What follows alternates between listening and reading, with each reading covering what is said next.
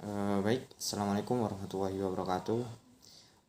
Saya Dedi Eko Wahyudi, NBM 718212463 dari kelas Manajemen Sumber Daya Manusia Internasional 2018A, Fakultas Ekonomi dan Bisnis, Prodi Manajemen. Di sini saya ingin menyampaikan kembali terkait ilmu yang saya dapat dan saya pahami dari materi yang telah dipelajari sampai setengah semester ini, untuk menyelesaikan tugas UTS MSDM internasional, dimulai dari materi perkembangan dunia sampai dengan pengelolaan organisasi internasional, di mana yang awalnya perekonomian global telah menjadi tantangan bagi semua negara yang memiliki banyak perusahaan besar untuk go internasional. Negara-negara yang memiliki banyak perusahaan besar dan sudah go internasional antara lain adalah Inggris, ada Amerika, Jerman, Jepang, dan lain-lain. Hal ini akan berpengaruh pada semakin pentingnya untuk mempelajari dan menguasai manajemen internasional bagi siapa saja yang ingin berkiprah di arena internasional.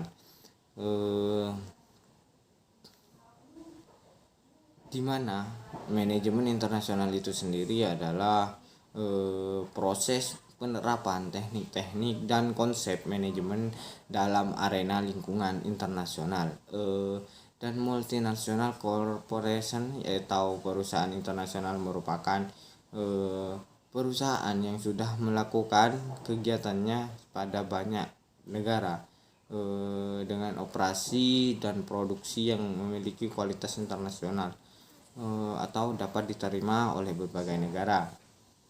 Selanjutnya, tentu saja dalam mendirikan sebuah perusahaan yang berlingkup internasional itu mempunyai beberapa syarat, di mana prasyarat berdirinya organisasi internasional pada umumnya itu adalah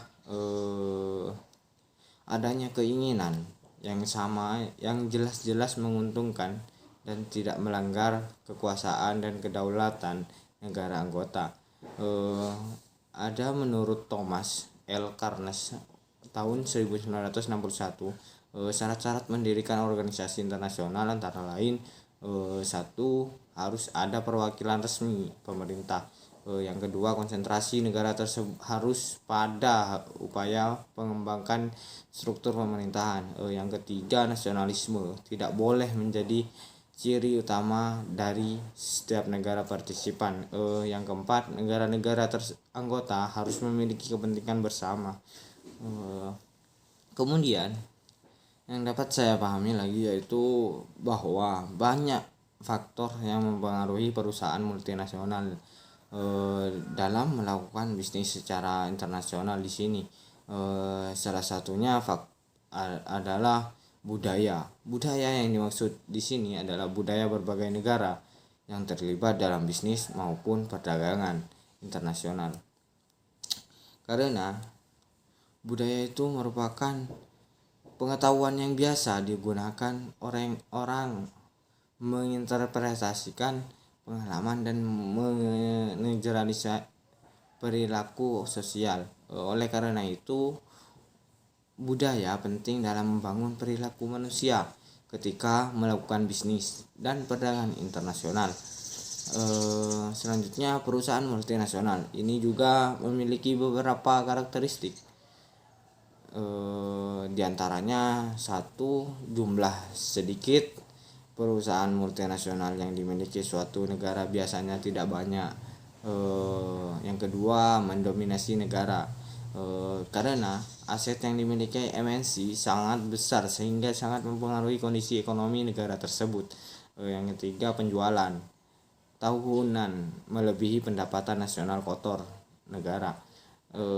Dan biasanya perusahaan yang sudah go internasional ini memiliki alasan mengapa harus go internasional, yang diantaranya yang pertama, melindungi dirinya atau MNC dari resiko dan ketidakpastian siklus bisnis domestik. Yang kedua, mengetuk pertumbuhan pasar dunia baik pasar barang maupun jasa. Yang ketiga, untuk menanggapi persaingan asing. Selanjutnya, perusahaan multinasional akan menentukan usahanya di wilayah pasar para pesaingnya. Selanjutnya, mengurangi biaya produksi. Dan selanjutnya, mengatasi batasan tarif ingin memperoleh keunggulan teknologi. Selanjutnya, yang saya pahami juga perencanaan strategis, yang sangat diperlukan bagi perusahaan internasional, apalagi dalam operasional yang sudah lintas negara. Ketika suatu perusahaan multinasional akan mengembangkan kegiatan bisnis di lingkungan internasional, hal yang paling menarik adalah bagaimana melakukan perencanaan strategisnya sehingga dapat berada di tengah-tengah para pesaing tingkat dunia. Biasanya perusahaan multinasional memiliki berbagai macam strategi yang dijalankan, yaitu yang pertama strategi sosial, yang kedua strategi perusahaan, yang ketiga strategi bisnis, yang keempat strategi fungsi. Kemudian juga risiko yang dihadapi oleh perusahaan multinasional ini cukup beragam dikarenakan sesuai dengan keadaan di masing-masing negaranya. Tapi risiko politik tidak dapat dibiarkan saja sebagai faktor eksternal, namun harus dikelola secara efektif. Bagaimana MNC dalam mengelola risiko politik yang dihadapi, dan bagaimana membangun keahlian dalam berorganisasi dengan rekan bisnis di berbagai negara dengan keadaan politik yang beragam,